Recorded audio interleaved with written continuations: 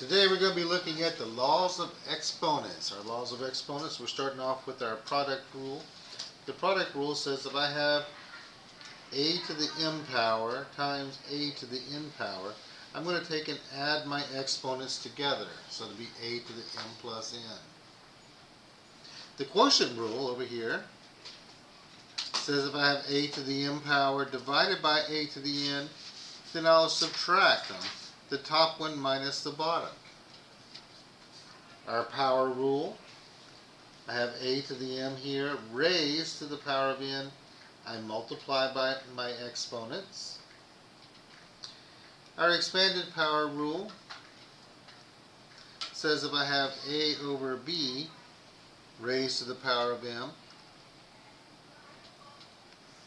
we do this right here, and we have that b is not equal to 0. It's always good to have that in there because we cannot divide by 0. The power of a product rule is similar.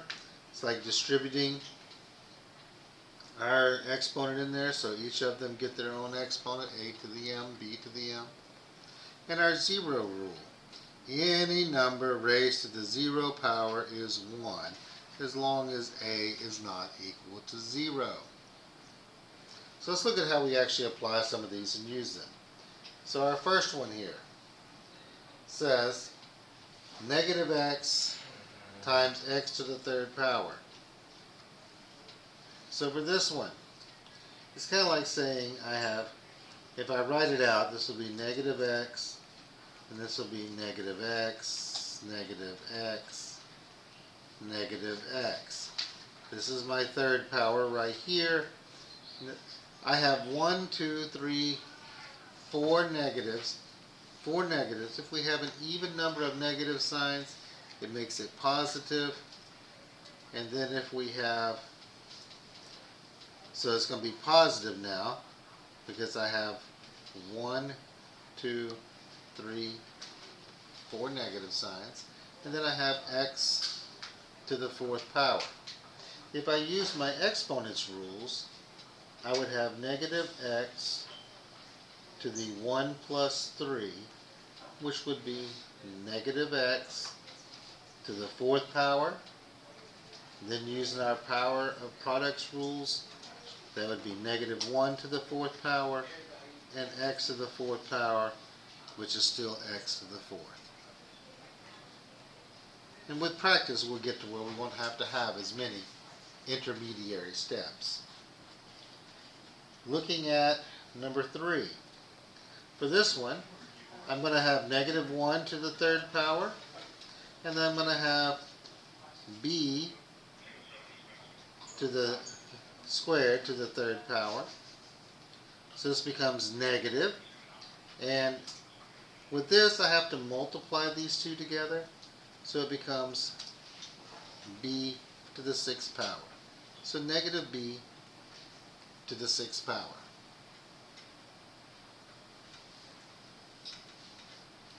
Looking at another example here.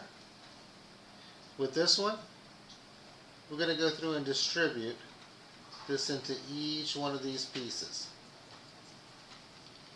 So I now have 2 to the 2 times 2, x to the 2 times 2, and y to the second, which gives me 2 to the fourth power, x to the fourth power, y to the second power, or y squared. Anytime we have a number that's raised to about the fourth or fifth power, it's a good idea to go ahead and multiply that out. So here we have 2 to the fourth power, which is 16, x to the fourth, y squared.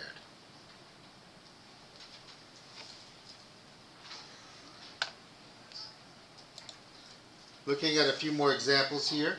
This one, I have a quotient problem, so a division problem. So I'm going to take and have y, and I take the first one here, the top one, to the 6, minus the bottom one, 3. So our final answer will be y to the third power. For number 5 here, we're going to distribute this into both of these exponents here. And we multiply when we do this. So it's going to be a to the 8 times 3 over b to the 3 times 3, which is a to the 24th power over b to the 9th power.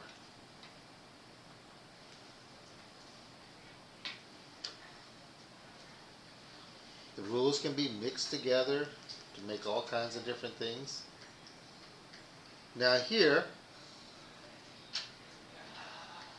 remember our rule for the 0 power? Our rule for the 0 power says anything raised to the 0 power is 1. So I don't even have to worry about that right there, because I got this 0 on the outside. It automatically makes this become a 1 as my final answer.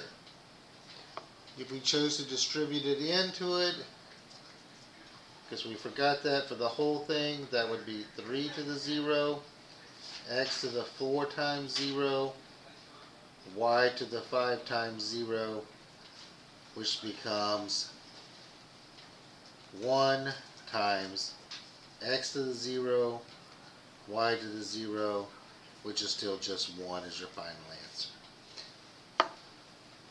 It's best to get to where you realize anything to the 0 power will always give you a 1. Doesn't matter what we put inside the parentheses, as long as it's not 0. Properties of exponents. These properties will help you be able to solve and simplify problems and make things a little easier as we go along. Enjoy the practice.